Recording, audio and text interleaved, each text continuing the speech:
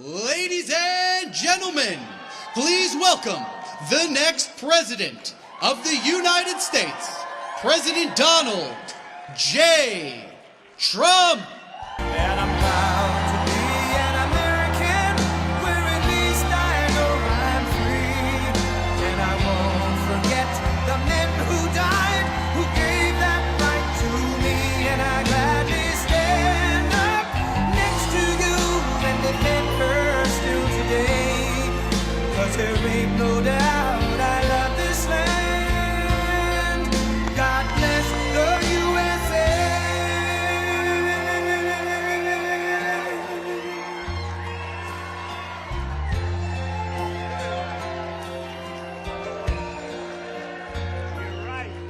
From the lakes of Minnesota to the hills of Tennessee, across the plains of Texas, from sea to shining sea, from Detroit down to Houston and New York to LA, where there's pride in every American heart, and it's time we stand and say that I'm proud to be an American, where at least I know I'm free. And I won't forget the men who died, who gave that right to me. And I gladly stand up next to you and defend her still today. 'Cause there ain't no doubt I love this land. God bless the USA.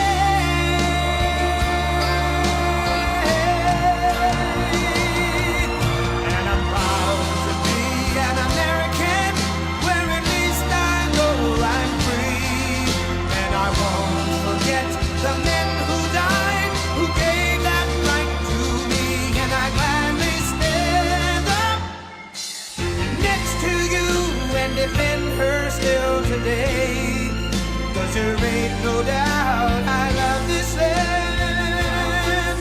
God bless the USA.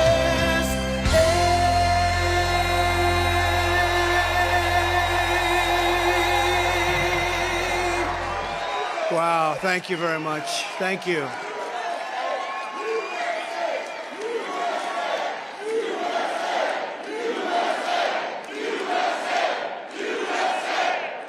Thank you. What a nice crowd. A lot of people outside, too, trying to get in. I want to thank you very much. This has been a great place for me and for you and for all of us together. We came here together. Cedar Rapids, thank you very much. It's great to be back here and great to be back in Iowa. Great.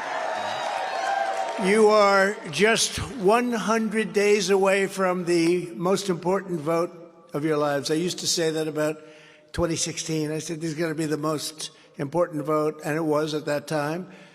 And then we went to 2020. We did much better in 2020 than we did in 2016.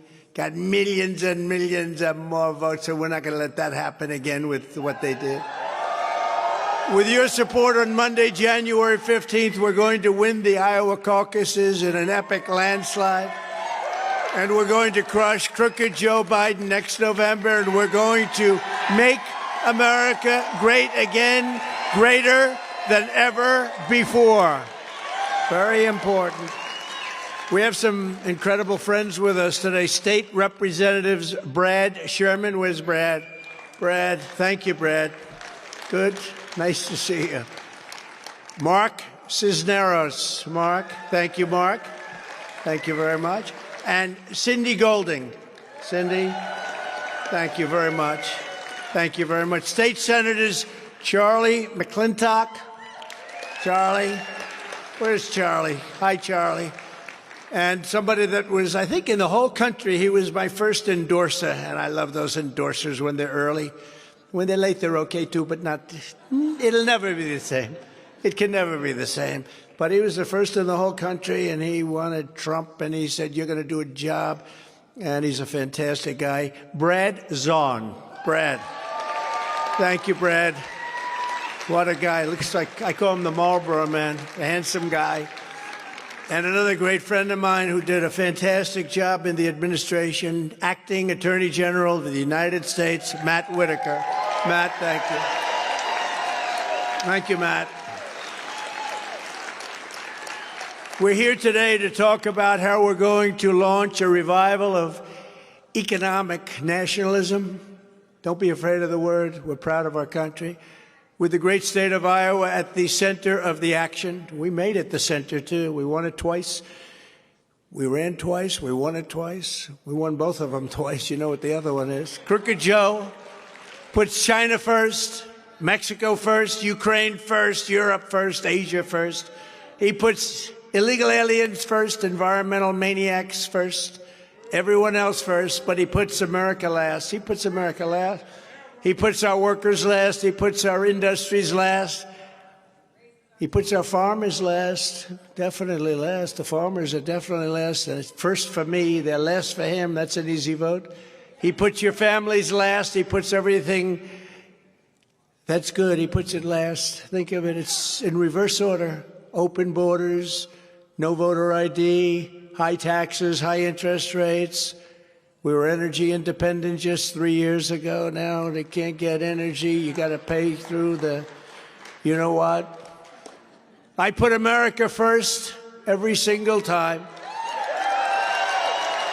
A vote for Biden means the future will be made in China. A vote for President Trump means the future will be made in America, and it will be made right here in Iowa. We're going to take care of you. In generations past, Waterloo, Cedar Rapids, Davenport, Dubuque, were a hive of American industry producing manufacturing giants like Rockwell, Collins, and John Deere. You ever hear of John Deere? Yeah. Pretty good, right? But over the years, the globalists from Wall Street and Washington have come after you piece by piece with their blood-sucking trade deals, the worst deals. I got to Washington, I say, who made these deals? Brutalizing taxes, job-crushing regulations, and it's never been worse than right now under crooked Joe Biden. It's never been worse than this. We're laughed at all over the world. We're patsies. We're all over the world. They're laughed at. You saw the recent deal, 5 prisoners, 5 hostages, right? For 5 hostages. Plus, they got $6 billion. Other than that, it was a very fair deal. I'll take 5, you'll take 5, and by the way, give them $6 billion. In less than 3 years, Biden and the radical left communists, fascists, and Marxists that occupy his office have piled on job-killing regulatory costs equal to $10,000 per household. You never knew that. By contrast, under the Trump administration, we cut the cost of job-killing regulation by more than any administration in our history, $11,000 per family. And thanks to Biden's Green New Deal, it's a socialist onslaught. That's what it is. Energy costs have skyrocketed, and cumulative inflation has reached nearly 20%, devastating workers, manufacturers, and small businesses all across your state, all across our country. Meanwhile, Biden and his ultra-left-wing lunatics continue to push the largest tax hike in American history, $4.7 trillion, a massive gift to communist China. You know about that tax hike, don't you? We gave you the biggest tax cut in history, bigger than Reagan's. We gave you the biggest regulation cuts, and for the farmers and manufacturers in the audience, of which there are many, the regulation cuts were probably even bigger and more important than the tax cuts, the biggest ever in history.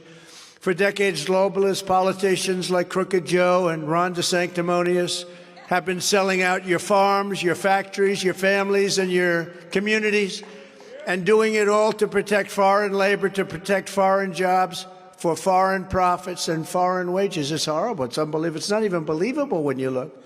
Under the Trump administration, we will once again protect our jobs, we will protect our workers, and we will protect our wages, our factories, our farmers, and our cherished, most importantly, way of life. It's a way of life. Under my leadership, for the first time in decades, instead of shipping jobs to other countries, we brought our jobs and factories back home to the USA where they belong. You know that. I withdrew from Barack Hussein Obama's. Has anybody ever heard of him yet?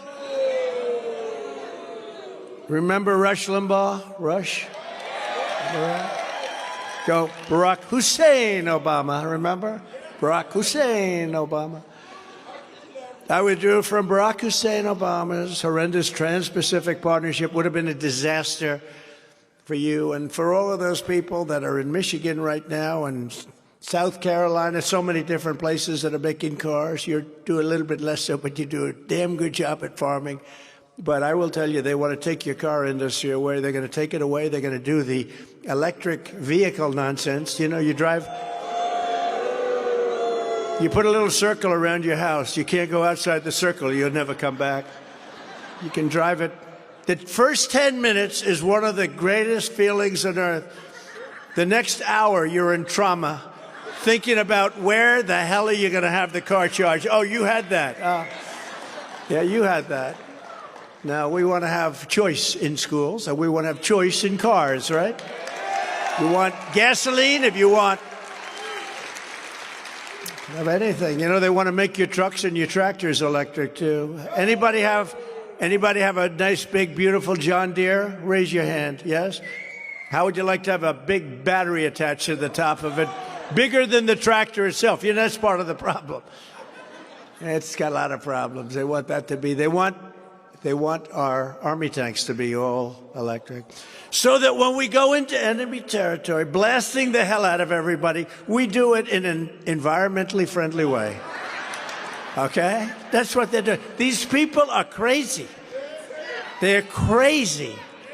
And they want your trucks. I'm meeting with the trucking industry next week. They want your big trucks. They take these loads so big.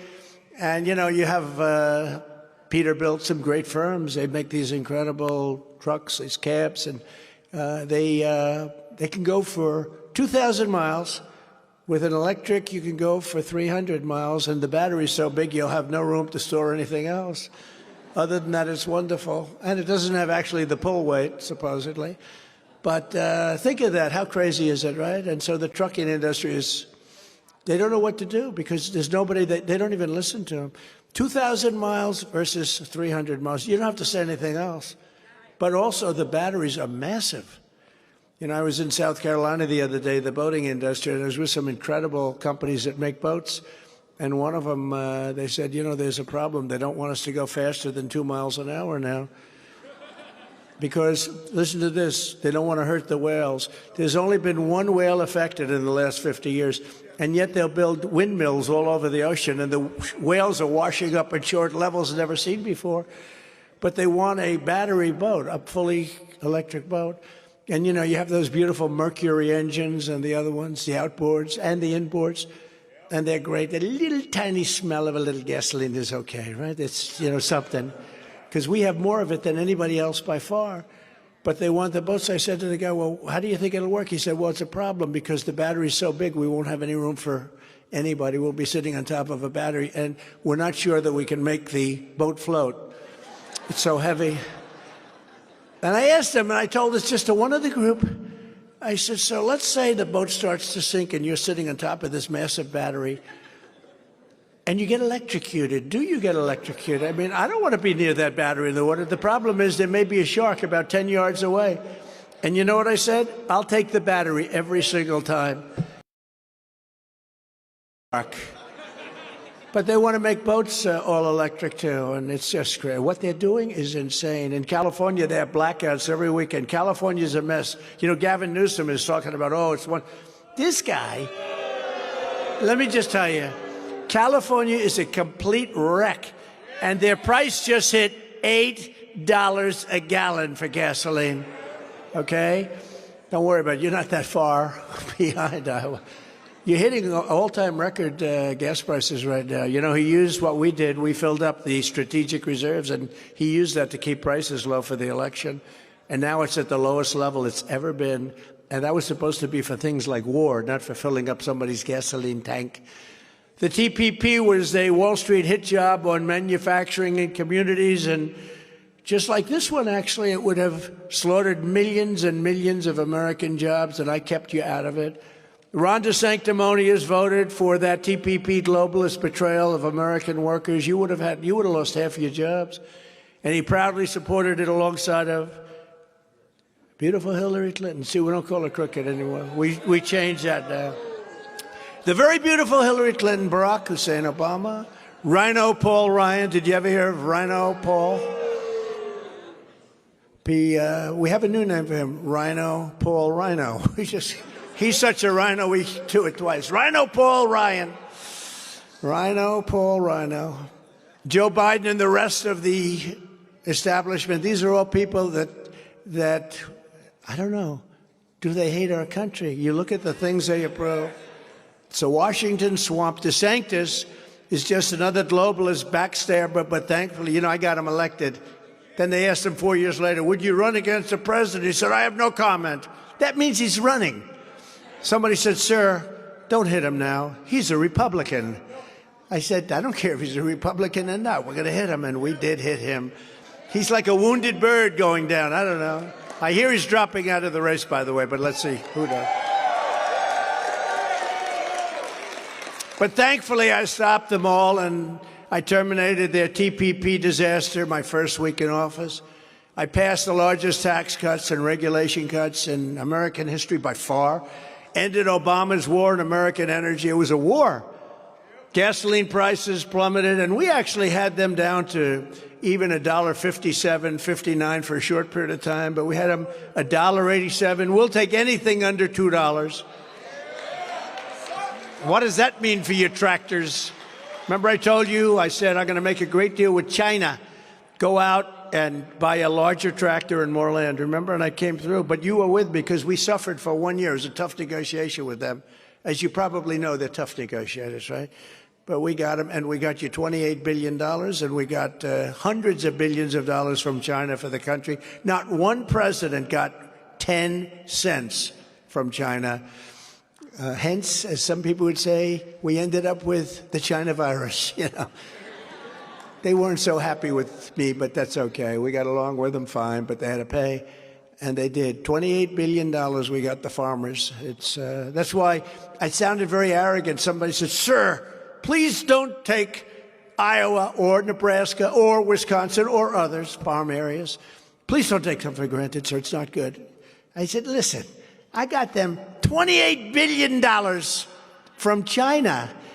And if I sound a little arrogant, I don't see them voting against me no matter what I do. So I don't want to sound arrogant. But we are leading here by 44 points. So.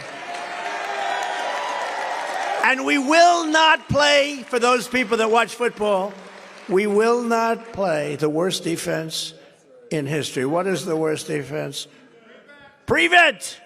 Matt's a great football player. We will not play, Matt, prevent defense.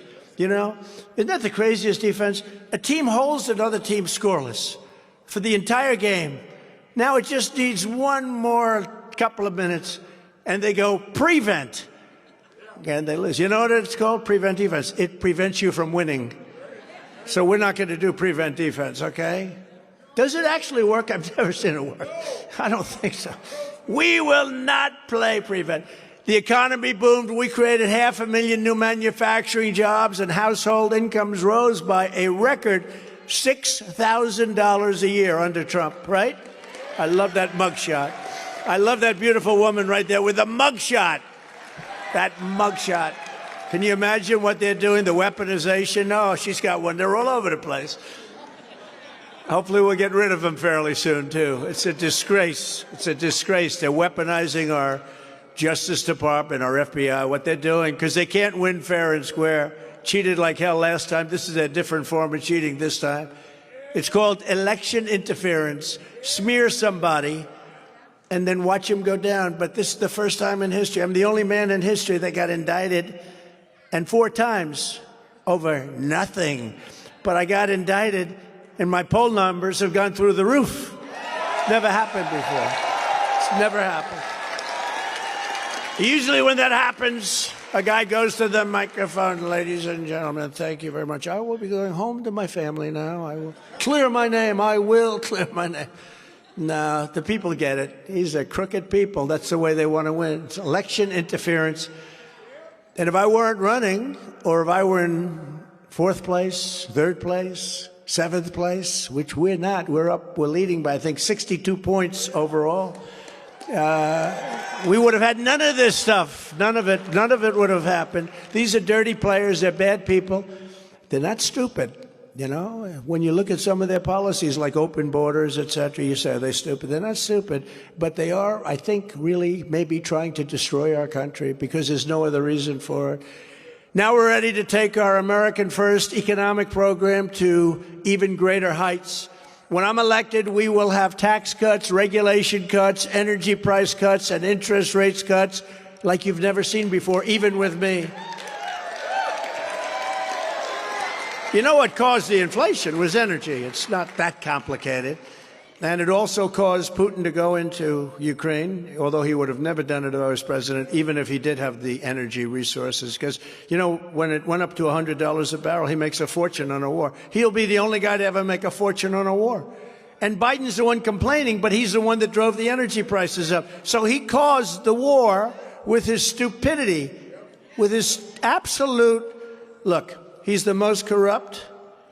He's the most, just the most absolute. He's the worst president in the history of our country. He's the most. He's grossly incompetent. He talks about the war, but he's driving the energy prices up. And Putin's whole economy is in energy. And so at $100 a barrel, no matter what he spends on the war, that's the way it is. But Putin would have never done it. I met with him many times. Ukraine was the apple of his eye. But I said, Vladimir, don't do it. Don't do it. If you do it, this is what's going to happen. Someday I'll tell you what I said. He said, no way. I said, way. He said, no way you'll do that. I said, I will. I swear to you, I will. I'm going to do it. And he didn't believe me. But he believed me 10%. And that's all you needed. That was it. Same thing with President Xi in China. Don't go into Taiwan. He believed me 10% too, and that was enough. But, you know, it's what's happened is so bad. I think a lot of it started with Afghanistan. That was the most incompetent withdrawal in history. They withdrew, think of it, they withdrew the military first. You take your citizens out first, you take the people you need out first. Then you get your $85 billion worth of equipment and you get it out. Brand new military equipment. You know, if you look at it, Afghanistan now is, I think, the #2 merchant in the world for selling military equipment. They're selling the stuff we gave them, brand new, gorgeous stuff. I rebuilt the entire military. They gave $85 billion of it away. The good news is we have plenty of others, although we're very low on ammunition. We're low because we're giving so much. It's very, very bad. We are closer to World War III than we've ever been, and I'm the only one that will prevent World War III. I'm telling you, we are closer to World War III. And that won't be a war with army tanks going back and forth, sure. That will be a war with weaponry, the likes of which this world has never seen before. I know it. I know it better than anybody. And these are weapons. You'll need God. That's true. He said, God. Well, thank you very much. That's a beautiful. He said, God gave me to you. How nice is that? Oh, I like this man. Wow. Well, I hope that's right.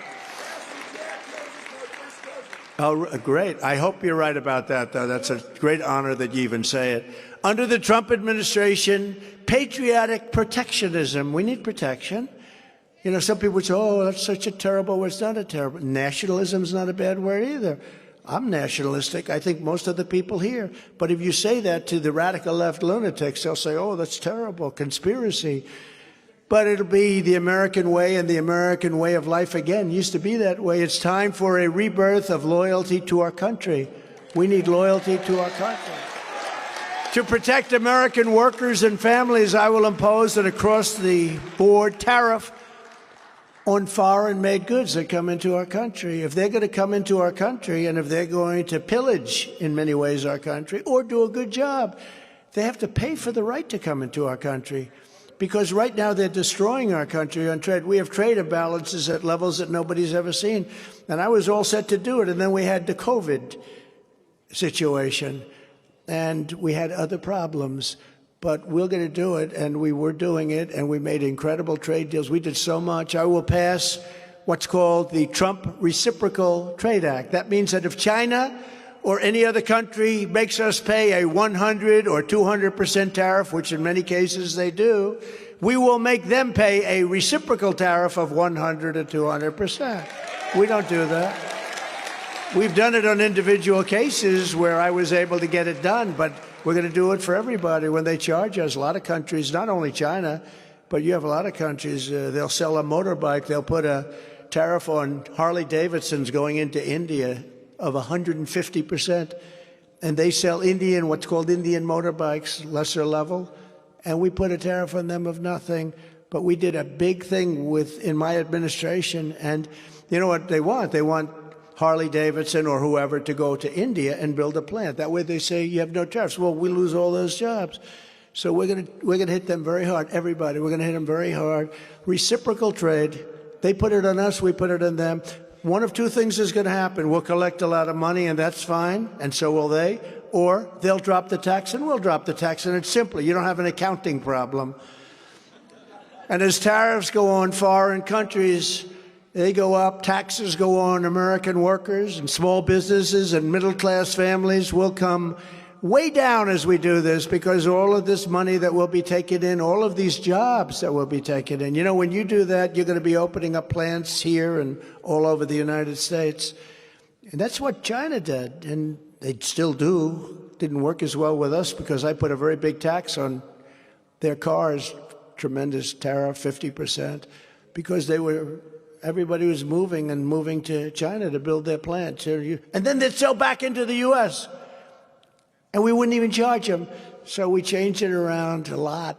But now we're going to finish it with the big, I call it the Big Daddy, reciprocal trade. I will revoke China's most favored nation. So they get a favored nations. That means they get the whole world, because they see we're a developing nation. You know what? If you look at some of our cities and everything else, we're a developing nation too. Our cities are in bedlam. We're more of a developing nation than they are. They don't have the problems that these Democrat mayors and governors have, where they've destroyed their states and they've destroyed their cities. I will revoke China's most favored nation trade status, and we will impose stiff penalties on China and other trade abusers. We have tremendous trade abusers. They think we're so stupid. They look at this guy Biden. He doesn't know where the hell he is. He can't put two sentences together. He can't get off a stage. There's a stair right there. I never understand. He's always looking around. Where do I go?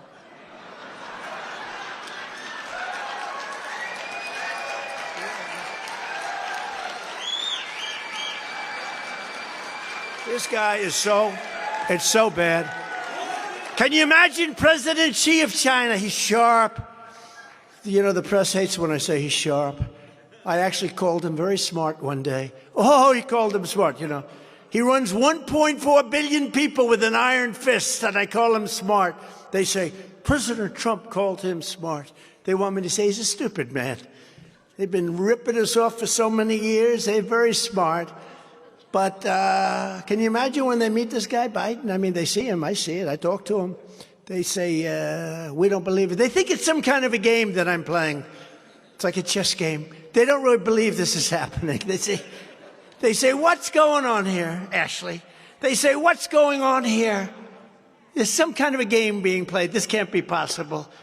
The guy can't talk. He just gave a 1 minute and 15-second speech. That's a big speech for him. On what happened today in Israel, 1 minute and 15 seconds. It wasn't it wasn't Winston Churchill, let's put it that way. Never have so few done so much for so many. This was not Winston Churchill. He was talking about the Spitfire pilots. You know that? The Spitfires, they knocked the German planes, which were bigger, better, stronger, but the Spitfires were unbelievable by luck or whatever. But they could turn on a screw. These big, strong, powerful planes, they couldn't fight with them. But he said, never have so few done so much for so many. Biden doesn't talk that way. Biden doesn't talk that way. What a disgrace. What's happened to our country with inflation. All these things wouldn't have happened if the election weren't rigged. If the election weren't rigged, you wouldn't have Ukraine. You wouldn't have had any of it. You wouldn't have any of it. It's so sad. It's so sad what they've done. And there's plenty of evidence. It's all there. You know it. Not here. We don't worry about Iowa, but you take a look at those swing states. What they did in those swing states is a disaster. It's a disgrace. Under Crooked Joe, we now have a exploding trade deficit in agriculture. Did you know that? Meaning we are now importing more farm product than we're exporting. First time it's ever happened. It's not even believable, right? Are you a farmer? No, I don't need to be to understand. No, but you do. Yeah, that's a great. I'm not a farmer, but I don't need to be to understand what you just said. That is very good. Wow. Would you like to run for politics someday, huh? I think I have to give you an endorsement. Within hours of my inauguration, I will cancel every Biden policy that is abusing our farmers. And as your president, I ended the NAFTA disaster, the worst trade deal ever made by our country, and replaced it with a brand new USMCA. That's Mexico, Canada, the best trade deal they say ever made in our country. In fact, so good, it's so good. They want to cancel it. They're trying to get a deal with the United States to cancel it. You got ripped off by decades with NAFTA. Now we make a deal that is a one-sided deal, I will tell you that. Because we negotiated. I negotiated it. And it's great. You know, you've been ripped off by, I'll tell you, Canada was very tough to deal with, you know. Canada was tougher to deal with than China. Nobody would believe that, right? What they did with your milk product and all of your different products, it was like a one-sided deal for years. And now we have a deal that's great. And I said to him, listen, if you don't make this deal, then I'm not going to let you sell cars into the United States. Oh, well, we would love to make the deal if you'd like to. They were tough. They were nasty. So I say, don't do it. In total, I successfully negotiated and renegotiated more than 50 agreements, some of the worst deals I've ever seen. I used to sit back as they gave me a briefing on some of these bad deals with South Korea, with Japan, with a lot of different countries. I used to sit back, Brazil. I'd say, who the hell made these deals?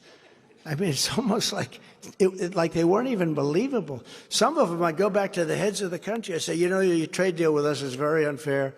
The guy, well, I've been waiting for you to come back and tell us that. They did. Nobody ever went to him. I also fought for Iowa ethanol like no president in history and issued a rule declaring that E15, you remember when I did this? That E15 would be made available all year round. Everyone said, oh, you can't do that. Only 8 months. No, I gave it all year round. And even the equipment, you know, the equipment, which they wanted to use the older equipment because it was tens of millions of dollars to change it. I said, what's the difference? He said, the older equipment is better. I had a real expert. He said, the older equipment's stronger, better. And I said, let's leave it then. Let's leave it. We want jobs. Ron DeSanctimonious is a raging opponent of Iowa ethanol. He spent his entire time in Congress angrily railing against ethanol and fighting to terminate the renewable fuel standard. That's things that are very good for you. Now he's on his way to changing his view. Remember this, he'll come out in favor of ethanol, but I think I don't even think he's going to be in second place much longer. In one state, he's in fifth place, 5. But they said, don't fight him, sir. Please don't fight him. Even though he was totally disloyal, even though he did that, don't fight him, sir. But I said, no, you have to fight. You have to fight to win sometimes, right? You have to fight to win. And when people are disloyal, when you get somebody elected and then they go and announce that they're essentially going to run, you fight him. He's a Republican, sir. I said, I don't care. I couldn't care less. And we hit him very hard. He's actually heading south pretty soon, I think. And you have some other people, but and I've heard. I don't want to speak out of turn. My people, my geniuses just told me back. Not my geniuses haven't predicted that much. My prediction rate is much better, but they say they're going to cancel all the debates after Miami. That's what I hear. Makes sense, right? You know, when you're up 62 points, what's the purpose of this thing? They said, why isn't Trump debating? Trump should debate. He should debate. I said, wait a minute. I'm up 62 points. I'm going against a guy named, I call him Ada Hutchinson, a nasty guy. He's at 0. Chris Christie's at 2 points. Sloppy Chris. Another one's at 1, 2. They're averaging like 3. And I'm almost at 7. I'm up by 60 points, more than 60 points. Why do you debate? These people, you want to, that's right, you want to elect a smart president, not a stupid president, right? And you know what I did last debate? I went and I had a big meeting in Michigan with the United Auto Workers of America and others. And I told them, I said, you know, you guys are working on your hourly wage. That's not your problem. Your problem is the electric vehicle craziness that Biden is putting on everybody. Not one car will be made in America within 2 years. And you got to be careful because that's, and today I read their new platform is they don't care about anything. They just don't want that to happen. And I want, if I want gasoline, if I feel like driving for cross country, I don't want to stop 37 times. I don't want to stop 37 times. It's crazy. So now the United Auto Workers, I see their biggest thing is the whole EV, they call it, electric vehicle thing. And I hope I helped them. But I went there because their leadership should endorse me. They shouldn't. Now, they probably won't because they've endorsed Democrats for the last 290 years, about 200 years prior to cars coming out. They endorsed, it's automatic. It's like you endorse the Democrat. But I said, how can they endorse? I told these to the workers because the workers are going to be with me 95%. But why should Sean Fain or whoever, I don't know the gentleman, they're trying to put these auto workers out of business. They've lost 40% of their car industry, and not with me, by the way. They were coming back. But over the last 20, 25 years, you know, Mexico took 30% of our car industry away, our car manufacturing industry away. Why would they not endorse me? The Democrats allowed this to happen, but they're in bed with them. You know, I can't imagine what would happen. Not a pretty sight, is it? But they're in bed with them. But I think the auto workers are with me because I'm explaining to them. And if they vote for me, I'm now getting out of the farming stuff for a second, if you don't mind, because you got a lot of people watching on television. If you auto workers don't vote for me, you're not going to have an industry left because they're going to put you out.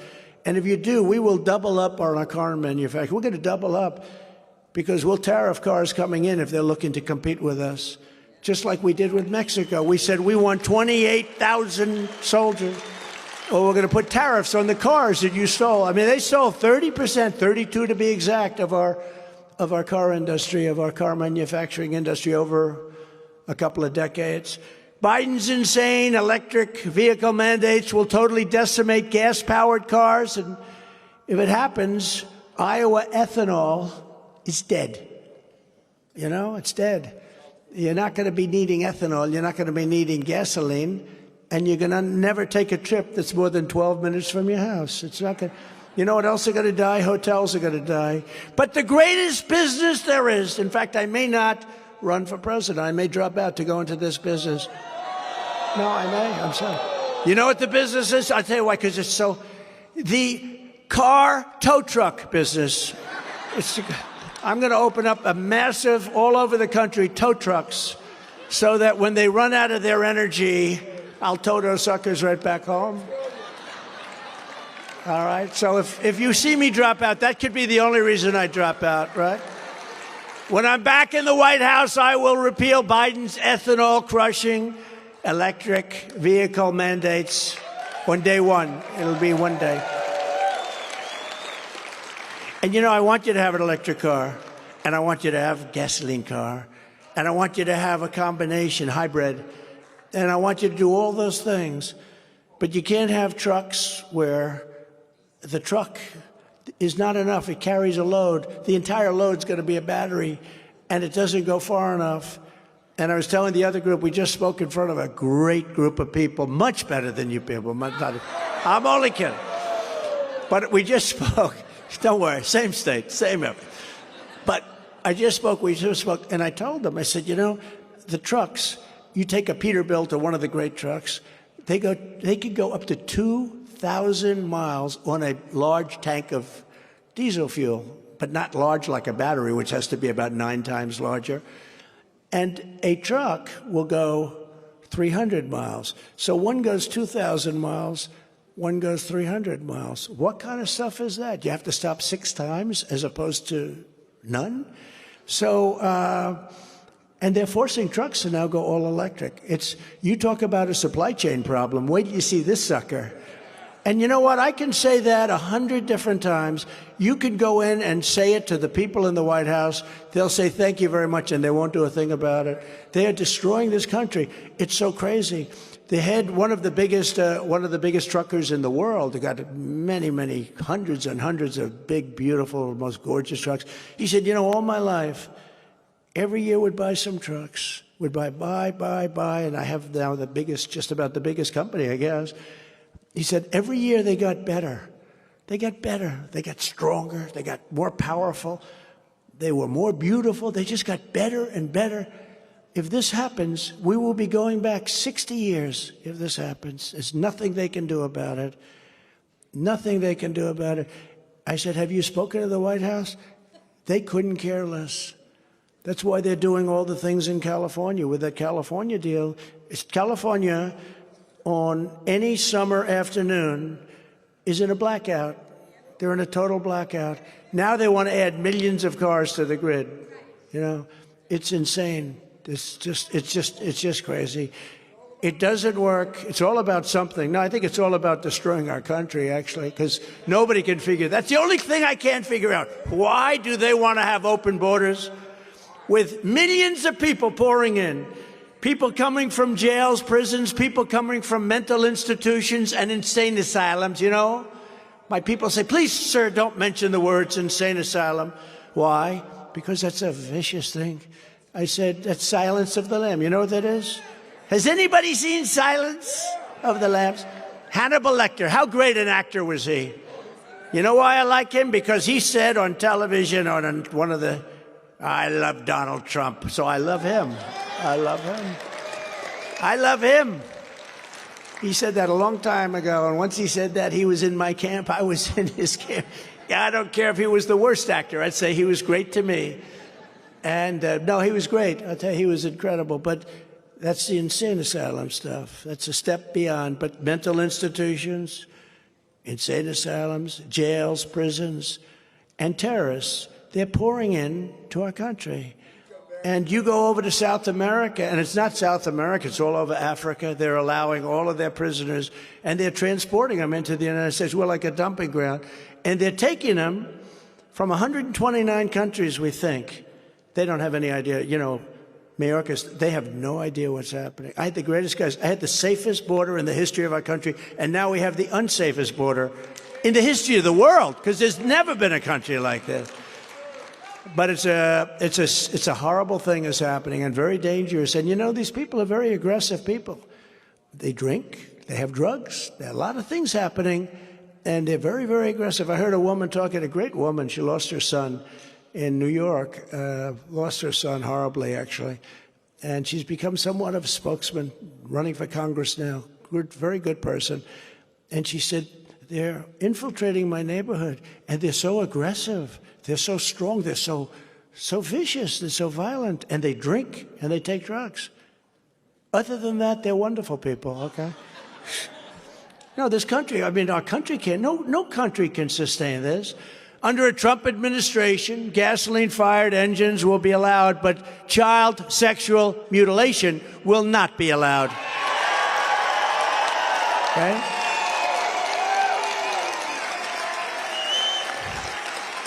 Crazy. Who ever thought we'd be saying that? Who thought that you'd have some guy up here 10 years ago? Who would think you'd have somebody up saying, we will not allow child sexual mutilation? This is the craziest thing. They don't even tell you about what they're going to do to your kids. This is really communism, fascism. These are Marxists. These are sick people. But who would think that? Who would think that they would say, one of the favorite phrases, I will not allow men to play in women's sports. Who would think that? Who would think it? Men, weightlifter, right? Guy lifted 150 pounds more than a woman. It's so demeaning. It's so demeaning to women. The swimming, you see the records? A record that stood for 20 years is broken by 4 hours or something. No, it's just crazy what's going on. It's no wonder that the far-left lunatics are getting desperate to stop our movement because they know this is the movement they can't beat. They'll stop at any means. They'll use law enforcement. They actually now have to revert to law enforcement. As you know, crooked Joe Biden and his radical left thugs have weaponized law enforcement to arrest their leading political opponent, me. Thank you all very much. This is high-level election interference, and it's happening for a single reason, because I'm the only candidate that they do not want to run against. I'm the only one that shows. It's hard to believe that, because, frankly, the Republican candidates, I could take almost all of them. I mean, some of them you can really have. But almost all of them are better than Biden. I'm the only one that's polling way above Biden. We beat him. Washington Post the other day came out 11 up. They actually said 9, then they had to change it to 10, and then they actually had to change it.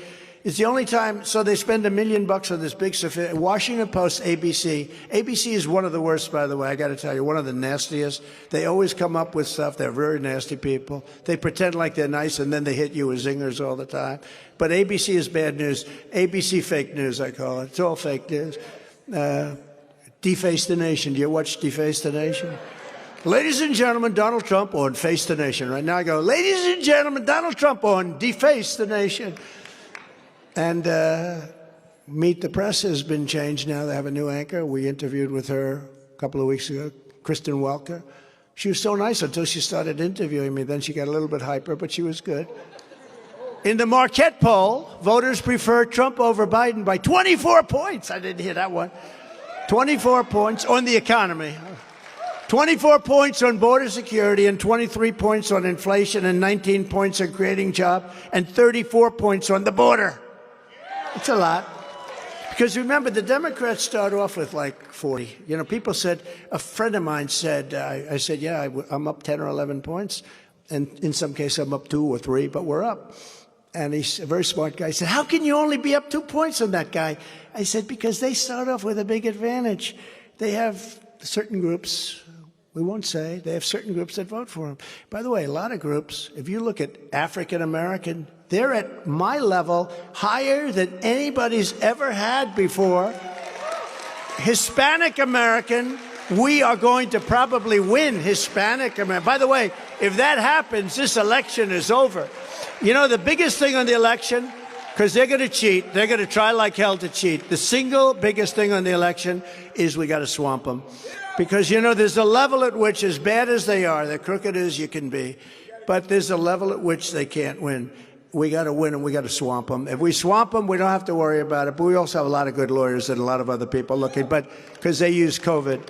But if you swamp them, that solves a lot of problems. The radical left Democrats rigged the presidential election of 2020, and we're not going to allow them to rig the presidential election of 2024. Not going to allow it. Every time the radical left Democrats, Marxists, communists, and fascists indict me, I consider it a great badge of honor. Because, thank you very much, I am being indicted for you. Thanks a lot. I appreciate that. It's always a little tough. I call Ivanka. Hello, Ivanka. Anybody ever hear of Ivanka? Nice person. Beautiful, nice person. Hello, Ivanka. Listen, your daddy's going to be indicted today at 6 o'clock. I didn't want you to see it in the news. I didn't want you to. I go back, I see our great First Lady. I say, First Lady. I call First Lady. Just kidding. They'll say now, headline, he calls her First Lady. What kind of a relationship is that? But she's great. She's so popular. People love her. The style, the beauty.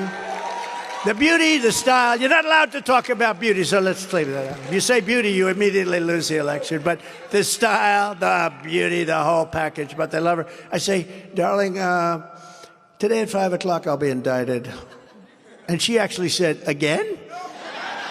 That's pretty cool, right? Again? How many times? Now I'm the only one that goes up in the polls every time I get indicted. You know, Alphonse Capone. Did anybody ever hear of Al Capone, the great gangster? He would kill you if he didn't like you at dinner. He would just, you know, you'd be dead. You're gone. And he only got indicted once. Okay? I've been indicted 4 times. I think I have a record for most indictments quickly. Considering I never had a problem in my whole life, it's like a record. Most indictments within a 15-minute period. All phony deals, too. How about the one in Georgia? How about that phony one? How about the one in New York? She values Mar-a-Lago at $18 million, and she convinces a judge. Now, you don't know what Mar-a-Lago is, but you sort of do. So some people say it's worth 100 times that number. She values it at $18 million. And I said, there's something wrong here. And everybody said that. And it's probably could be $1 billion, $1.5 billion, could be more than that. So it could be 100 times that amount. These are crooked people. This is election interference. These are very dishonest people. And she has a judge who's a radical left judge, and, and I don't get a jury. So even if I had a tough jury, I'd win. But I'm not allowed to have a jury. Nothing to do with checking a box. You know what that did? Or said, oh, the lawyer. No, you can't check a box. There's no box to check. They did it under a Consumer Frauds Act. Can you believe this? Where I did everything right, built this great company, and now they find out that the company's worth much more than the financial statement. And they found out I have what's called a disclaimer clause. It's a little complicated, but not too complicated. There was no fraud. They don't know what to do. They don't know what to do. And they've been totally discredited, and it's a disgrace that a thing like that can go on. It's election interference. Never forget, our enemies want to stop us because we are the only ones who can stop them. We're the only ones. And if we don't win this election, our country is finished, I hate to tell you. They want to take away my freedom because I will never let them take away your freedom. I will not let it happen. They want to silence me because I will never let them silence you. And in the end, and this is so true, they're not after me, they're after you, and I just happen to be standing in their way. I'm standing in their way. Thank you. It's a lot of fun. It's a lot of fun up here, standing in their way. But this is not just a campaign. This is a movement. There's never been anything like this in history. I tell about Pat Buchanan, who was a great guy, but he came in, I believe, second in New Hampshire, and he made a life, because he did so much better than anyone. He made a life out of coming and saying, we came in first in every state. Think of it. We came in first in every state. And the islands, the islands count too. And it's an incredible thing. The level, so we ran twice, we won twice. The level of enthusiasm now blows 16 and blows 20 away. Because now you're fighting for your lives. You're really fighting for your lives in a true sense. Together we created the most secure border in U.S. history and built nearly 500 miles of border wall. We actually built 561, as I understand it. It's a lot. How about sloppy Chris Christie says he only built 50 miles of border wall? Because if there's a board laying on the ground from 50 years ago that's rotted and we put up this gorgeous, big, brand new thing, they say, oh, well, that's a renovation. And they had boards all over the place, just rotting in the sand. But what a loser he is, by the way. He suffers from Trump derangement syndrome, worse, I think maybe worse than any Democrat. What do you think of the economy? I don't like Donald Trump. It's Trump derangement syndrome, Ashley. We completely finished our original plan and then added even more wall. We built much more. We added much more. It would have gone up within 3 weeks. It was all there. You see it there. And then I hear they're selling it now for 5 cents on the dollar, 5 cents. It's all steel, a very special steel, concrete, and then rebar inside. Inside those bars are concrete and then rebar, very hardened steel. I wanted to use concrete plank. I'm a really good builder. That was what I did the best. Maybe I still probably do that better than politics, come to think of it. But I'm good at it, and no. So that's what I wanted. And they said, no, sir, it has to be steel, and you have to be able to see through it. You have to be able to see people coming with the drugs and everything else. I understood. And I gave them exactly what they want. Even the panel on top, it's called an anti-climb panel. You know this? I don't love it. Architecturally, I don't love it, but it works. We had mountain climbers, and we had drug dealers. We have guys that can put 60, 70 pounds on their back and climb up these things like a guy like that. See that handsome guy? Are you with him? This kid is so good looking. Look at him. How old are you? How old are you? 13. You are a handsome little devil. So, but they have guys, and they climb up a wall with drugs on their back. And we had all the best guys. Half of them came out of prisons, would say, come on with us. We want to. And they couldn't get by the anti-climb panel. So, it's very important. I just want to let you know why, because I loved it without that panel. But it really is very effective. Anti-climb panel. But we did it, and we built the wall at the rate of 1 mile every 24 hours. And we would have had the whole thing finished. I said I was going to build 400 miles. I built 561 miles, and we would have had another 200. I added 200 at the end. And all the panels were there. Those are the ones that you see rotting in the sand. And those are the ones you see, they want to sell them. But then the other day, Biden goes out. And, if he would have gone to the beach and just left everything alone, if he left our oil alone, he's got a consultant. These are all consultants. He's got a consultant that thinks he's very good looking in a bathing suit.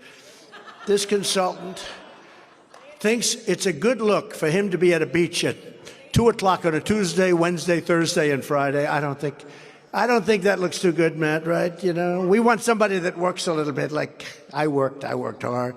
But, we want a working president. Also, when you can't get your feet out of the sand and you can't lift, those chairs are a miracle because they're fairly large and you can lift them like this, right? And he could barely lift them. Just like, this is not a good look. But if he would have gone to the beach and left the border alone and left inflation alone and left the economy alone, all that, he would have gone down as a great president instead of the worst president in the history of our country. Now the fake news is actually trying to give Crooked Joe credit for announcing they will build 20 miles of wall. 20 miles. He'll get more credit if he ever gets it done, which I doubt. Did you see the wall? It's like a portable, terrible-looking wall. I think I could climb over the wall that they're looking to build with a little help. I think I could climb over it. Terrible. It's 20 miles long. If he gets it done, they'll say he did a better job than Trump. Because that's the way it is. Because the fake news are a big part. There are a lot of people back there, a lot of cameras. I see those lights going. Anytime I'm ready to talk about like CNN, they know it. They've got very good at this. I watch that red light go off like in 2 seconds. It's off. The light goes off. But they're using funds, and he's saying that he was legally required to spend. He had to do it. He had no choice. He had to do it. But all the other things he didn't have to do where he destroyed our country. So it's just one of those things. He's doing it, he said, because he's afraid of being impeached. I said, what's so bad about impeachment? I got impeached twice, and my poll numbers went up. The difference is he should be impeached. He's bad. He's bad. I got impeached over a phone call, right? I got impeached over a phone call, which turned out to be perfect. It was perfect. I called it. I called how crooked everything was, but it was mostly a phone call to congratulate a brand new president at that point, Zelensky, nice guy, to congratulate him on winning his thing. I got impeached for that. And here's a guy steals tens of millions of dollars and they don't impeach him. But let's see what happens. If you want a president who leaves $500 million worth of wall materials to rust on the desert floor, while illegal aliens stampede over them, they walk right over those panels. They're laying dead on the floor, rotting and rusting. If you want that in your communities, then you should immediately get up and vote for crooked Joe Biden. Does anybody want to vote for Biden in this audience? I'm glad you said that. It would be probably dangerous. If we could have some danger, somebody, well, I'd like to. If you want a president who will seal the border, stop the invasion, and reclaim our sovereignty on day one, then you must vote for President Donald J. Trump. Right? And, if you think about it, crooked Joe Biden has three major problems, and they all begin with the letter I. Inflation, immigration, and incompetence. Very simple. I sort of like that line. And when I said Mexico will pay for the wall, they did. because they supplied us with 28,000 soldiers at our border free of charge. You ever notice there was no legal mechanism? How do you get somebody to give you a check for you building a wall? But I said to the president, I said, you got to give us 28,000 soldiers. No, no, no, no, no. I won't do that. I said, well, you got to. I'm sorry. Otherwise, we're going to have to do something. No, no, no, we will not do that. I said, one other thing you have to give us. You have to give us a policy, stay in Mexico. In other words, nobody can come in. They have to stay in Tijuana, lovely city. They have to stay in Tijuana. Hundreds of thousands of people. No, no, no, we will not do that. The other thing you have to give us, catch and release. I want to release them, too. You catch them, release them. We release them in America. I want to catch and release them in Mexico. In other words, I'll catch them and release them here. I want to drop them in. No, no, no, no, no. So he sends over a stop negotiator to us, and we dealt with the State Department. You maybe heard this story. I told it a couple of times. Dealt with a wonderful woman at the State Department. I said, I want them to give us 28,000 soldiers. I want to get rid of catch and release. I want to release them in Mexico. And I want to stay in Mexico and other things, right? And I want other things. And she said, very good woman. She said, sir, I've been asking for these things for 25 years. I've been in charge. They will not do that. So the head guy comes in, top guy. I said, this is what I want. I want 28,000 soldiers. I want catch and release. I want all of these things. And by the way, 7 other things that are almost as bad. No, we will not do that. He looked at me like, am I dealing with a fool? I said, oh, you will do that. 100% you'll do that. No, no, no, I will. 100%. Let me make you a bet that you will approve this. No, no, no. I said, let me tell you, if you don't approve it, this was a Friday, on Monday morning at 7 o'clock, I'm imposing a 25% tariff on all of the cars that you stole from us for the last 35 years. Every car coming into the United States will have a tax or a tariff put on it of 25%. And every other item coming into the United States will have a tax put on of 25%. So anything coming into the United States, which is hundreds of billions of dollars, will have a tax of 25% starting on Monday morning at 7 o'clock. And here's the document.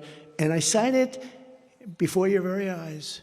He said, Mr. President, may I have 5 minutes? I would like to go back and make a call. And he did make a call to the president, who I have a lot of respect for, by the way, of Mexico. He's a friend of mine. He's great. He's a socialist, but you can't have everything. But he's great.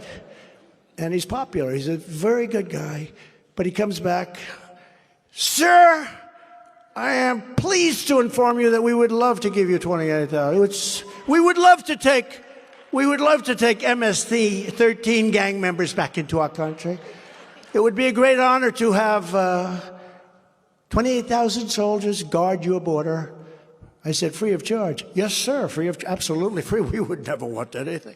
Because the money we're talking about is like 10 times. So with all those idiots that say Trump didn't get anything for the wall, let them know we got 28,000 soldiers free of charge, plus plenty of other things. We appointed over 300 federal judges and 3 great Supreme Court judges. And I stood proudly with our friend and ally, the State of Israel. And I will do it again. You heard about today, the Hamas terrorist invasion. I mean, when you think about, and what do you think of Hamas? What do you think? Do you know about Hamas?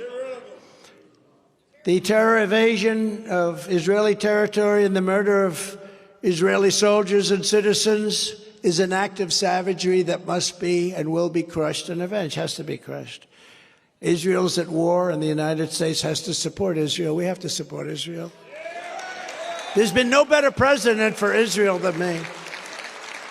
And nobody loves Israel more than the evangelical Christians, I will tell you that. This war happened for 2 reasons. The United States giving Iran $6 billion. How about that deal? We get 5 terrorists, they get 5 terrorists, or we get 5 prisoners, they get 5 prisoners. Call them whatever you want. 5 and 5, okay. I'm sure it wasn't a good deal. Because like in the case of Russia, one of the people they got back was the leading arms dealer in the history of the world. Okay? Leading arms dealer in the history of the world. He's going out now purchasing arms for Russia. Very good trade they made. I'm sure our trade was likewise.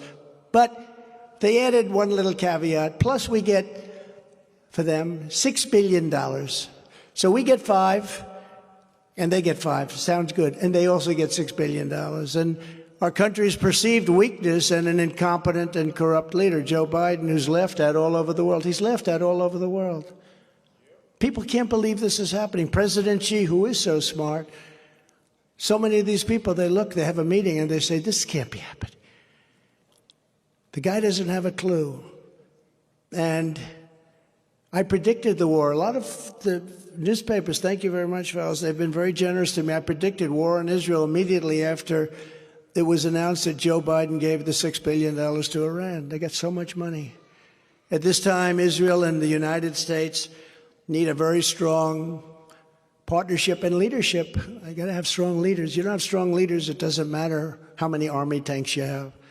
In addition to the billions of dollars given to Hamas, top funder Iran, Joe Biden restored hundreds of millions of dollars to the very corrupt Palestinian entities. He gave them hundreds of millions of dollars. Many people didn't even know it. Wonder what deal he made. Joe Biden betrayed Israel. He betrayed our country. As president, I will once again stand with Israel, and we will cut off the money to Palestinian terrorists on day one. We'll cut it off on day one. And Biden and Obama were terrible to Israel because they begged him. Bibi Netanyahu came here, begged Obama, begged him, please, sir. I mean, he literally, the way he was talking, it was the craziest thing. He was begging him, don't do the Iran nuclear deal. I ended it, and if we had our administration, we would have had a deal with Iran already. It would have been a good deal. They wouldn't have had a nuclear weapon. Now they're 3 months away from having a nuclear weapon. And once they have a nuclear weapon, the conversations become much more difficult. This guy, this poor, sad sack of a president that we have, will lead us into World War III, 100%. I've made and I hope that's a prediction that I'm wrong on. But we've never been closer. We've never been closer than we are right now. And he tweaks the wrong people at the wrong time. He says the wrong thing at the wrong time. If he says anything at all, he's not respected at all. It's a disgrace. They spend all their money with the DOJ on screwing opponents. That's what they do. That's all they're good at. You are closer to World War III, and I can say this, if I'm elected, I'm the only one that can say it, you will never have World War III. You will not have World War III. Less than 4 years ago, we had the historic Abraham Accords, which everyone said, when will you get your Nobel Peace Prize? Should have. I had 5 things I should have gotten a Nobel Prize, but I said, I'm not going to get one. They gave one to Obama when he got elected. 2 weeks later, they got elected. He didn't. Why did I get it? Does anyone know? He didn't even do anything. He didn't do too much after that either. But today, think of it. So just a short time ago, we did the historic Abraham Accords, and today we have the exact opposite, a major attack on Israel. What a difference a president makes, right? What a difference a president makes. As president, I also kept my promise to recognize Israel's eternal capital and opened the American embassy in Jerusalem and got it built. I actually got it built. It's going to cost $2 billion. I did it for $500,000. You know that story. I also recognized Israeli sovereignty over the Golan Heights, something that they've been working on for 58 years. They never got it done. I got it done. And I withdrew the United States from the disastrous Iran nuclear deal, and we were in a position to make an unbelievable deal. And these guys didn't do anything. I kept saying, are they doing anything? They didn't do anything. We saved America once before, and I am the only candidate in this race that will save America once again. We're going to save America because we have no choice. We have no choice. So here's just some of what we'll do when we become, all of us together, because this is a we effort. We become the 47th president of the United States of America. I will totally obliterate the deep state, stop the weaponization of our government, and overhaul the corrupt FBI and the very corrupt DOJ from the ground up. In the meantime, I'll keep fighting them off. On my first day back in the White House, I will terminate every open borders policy of the Biden administration and begin the largest deportation operation in American history. No country can sustain what they're putting us through. And we'll start with the bad ones. And you know who knows the bad ones? Our police forces, our local police forces. They know them all, and they know them by name. I will also use Title 42 to end the child trafficking crisis by returning all trafficked children to their families in their home countries, and we'll do that immediately. Sarah, terrible situation. On day one, I will sign a new executive order to cut federal funding for any school pushing critical race theory, transgender insanity, and any other inappropriate racial, sexual, or political content on our children. I will not give one penny to any school that has a vaccine mandate or a mask mandate. And as I said a little while ago, I will keep men out of women's sports. We will do that. Doesn't that sound like a very easy one? I can't even believe they give me thunderous applause. I will keep men out of women. And I say, can you believe I'm even saying this? It's almost easy to be a politician now. You have things that are just so ridiculous, right? Just as I did for 4 years, I will fully uphold the Second Amendment. We will restore free speech, and I will secure our elections, totally secure. Our goal will be one-day voting with paper ballots and voter ID, right? One-day voting, not 48 days, not 62 days. They have thousands of ballots lying all over the floors. Get me some more ballots. Where are they? They're on the floor over in the corner. They take a tractor, they scoop them up, and they drop the whole thing. But until then, Republicans must compete and we must win. So in conclusion, this is what we must do to restore our country to greatness. The USA is a mess. Our economy is crashing. Inflation is out of control. China, Russia, Iran, North Korea have formed together as a menacing and destructive coalition. Our currency is crashing and will soon no longer be the world standard, which will be the single greatest defeat that we've had in over 200 years. That will be a disaster. And it's happening. But it won't happen with me, not even a chance. Just like Russia would never have invaded Ukraine and China would not be even having a thought about raiding Taiwan, not even a thought. And we would have left Afghanistan with dignity and strength. I'm the one that got it down to 2,500 people after 21 years. But I would have kept Bagram, the biggest military base, Air Force in the world, the biggest runways, most powerful runways in the world, 20,000 feet long, 8 feet thick, can carry anything. But not because of Afghanistan, but because of China, because that's where China, 1 hour away is where China makes its nuclear weapons. And you know who's occupying Bagram right now? China. They took it over. We built it, spent billions of dollars many years ago. And that's our greatest embarrassment, in my opinion, the greatest embarrassment in the history of our country, what happened with Afghanistan. Do you know that I spoke to the leader of the Taliban, and I said, Abdul, you're killing our people. You're not going to kill them any longer. Very rough conversation. Call me Your Excellency. Yes, Your Excellency, yes. And the press went crazy when they heard I called him. In fact, I invited him over to the White House, but what he did is he killed 3 or 4 people to show that he was leading with strength, so I canceled the meeting. I mean, he actually killed, remember that? He killed 4 people just before leaving. I said, cancel the meeting. He wanted to show that he's dealing from strength. This is a whole different deal. These people are. It's a whole different deal. But I said, Abdul, if you do anything, we're going to hit you harder than any country has ever been hit before. But why do you send me a picture of my home? He asked me. I said, Abdul, you'll have to ask other people that question. But you'll be hit harder than anybody's ever been hit by our country. From that moment on, we didn't lose one soldier. 18 months, not one soldier in Afghanistan. Not one soldier was hurt or shot at. Nobody was shot at. Nobody was hurt. Then we had a rigged election. I got out. This total incompetent person took over. And they left from the wrong airport. They should have left from Bagram. We have miles and miles of territory around it. It's a real fort. They said they'd leave from this little thing where the people went crazy. But they should have left from Bagram. But they should have left with dignity.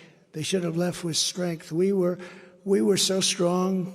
The Taliban had a fear of the F-16. Those F-16s would come roaring over their heads, and they just said, "Get me the hell out of here." And now they own those F-16s. They took them. This person allowed them to take them. And I said, when we get out, we take every screw, every bolt. We take every little tent. We take all the big tents. We take the Army tanks, the planes. We take everything. And I had a couple of guys, like this guy Milley. What a stupid person he is. Milley, no, he's a stupid. "Sir," he said to me, "it's cheaper to leave the equipment than it is to take it." I said, "Let me ask you something, Milley. So we have a $100 million, $150 million airplane. We fill it up with a little tank of gas. We fly it to Pakistan, or we fly it home. You think it's cheaper to leave it?" "Yes, sir, I think it's cheaper." So I know where Biden got the idea from these people. They're stupid people. You know, we have great military. Like, I defeated ISIS. Everyone said you couldn't defeat. I did it very quickly. I did that with great generals, but not the guys you see on television. We defeated ISIS, and we did things that nobody thought were possible. Our military is great, but our leadership at the top, and especially the television guys, are terrible. But we have unbelievable generals. We have some amazing people. Our military is great. But what happened in Afghanistan is the single most embarrassing day in the history of our country, and it's why Putin went into Ukraine, because he said, these people are weak and they're stupid. They're weak and they're stupid. He would have never gone into Ukraine. If you took the 5 worst presidents, and I say this all the time, but I think now I'll change it. You could take the 10 worst presidents. They wouldn't have done the damage that crooked Joe Biden has done. What the damage he's done to this country. And he's doing bigger damage with his election stuff, because this is big stuff. It never happened. That's a banana republic stuff that's going on, you know. You see this crazed lunatic in New York, the Attorney General. She's like a crazed lunatic. We found more tapes. "I will stop him. I will stop him. I will." Then she said, "Oh, yes, I could be impartial." She's a lunatic. And she's pushing the judge around. The judge, I actually think the judge could be fair. He's very ultra-left, but I think he could. But she's pushing the judge around into doing really foolish things. And we had a great ruling yesterday from the appeals courts and all. But she's pushing the judge around, and it's a disgrace. We're a failing nation. We're a nation in decline, very serious decline. Who would have thought this? And now these radical left, crazy people want to interfere with our elections by using that same law enforcement that we've been talking about. It's totally corrupt, and we can't let it happen. If you want to save America from crooked Joe Biden and the radical left, then every patriot you know, you have to make sure you go out and register Republican. You have a very big, powerful election coming up. It's called a caucus here. And get them out to vote in their local precincts. And you have to get out and vote 7 p.m. on Monday, January 15th. Local caucus. We're asking you to commit to caucus and bring 5 or 7 or 10 people, bring as many people as you can, because we have to win big. Now, this is just the primary, and I think we're in great shape in the primary, but it sets a tone for the general election. And in this state, I don't want to sound again like I was telling you before, but I think we're in great shape. But it sets a tone. It's very important. Sign up at ia.donaldjtrump.com and get involved. So 2024 is our final battle. It really is. It's our final battle. We've got to win it. If we don't win it, I'm not sure there's a battle left. I'm not sure you can take, if you look at countries that have gone bad, I used to say in 2016 and a little bit in 2024 that we will not be a socialist country. Remember, we will not be a socialist country. And I did it in front of Congress, State of the Union. We will not be. And I was right, because we skipped socialism. We're into communism, fascism, and Marxism. With you at my side, we will demolish the deep state. We will expel the warmongers, the people that love to go to these countries and blow the countries up. And we'll get them out of our government. We'll drive out the globalists. We'll cast out the communists, Marxists, and fascists, and we'll throw off the sick political class that hates our country. We will rout the fake news media. They've got to rout them until they do their job properly. They're supposed to be like the police. They're supposed to watch over corruption, but they're more corrupt than anybody there is. And that's why their approval rating, I'm very proud to say, during my time, it was at an all-time high before I got elected because people didn't know them. And now it's at the lowest it's ever been. It's lower than Congress. Can you believe that? I'm extremely pleased to tell you that I was responsible for that. But they have to clean up their act because nobody believes them. That's why their ratings are all going down the tubes. That's why nobody buys any of their stuff. You take a look at CNN, it's got no ratings. Oh, the red light just went off. Okay, turn it on, I'm finished with you. MSNBC is a horror show. It's just an absolute horror show. And people have just lost tremendous respect. Fox is way down, too, by the way. 35 points down because people feel they're just not like the old Fox. They're just not like the old Fox, and we all know what that means. But we will evict Joe Biden from the White House, and we will finish the job once and for all. The great silent majority is rising like never before, and under our leadership, the forgotten man and woman will be forgotten no longer. With your help, your love, and your vote, we will put America first, and we will quickly and strongly make America great again. Thank you. Thank you, Iowa. God bless you. God bless you. Thank you very much. Thank you. Great.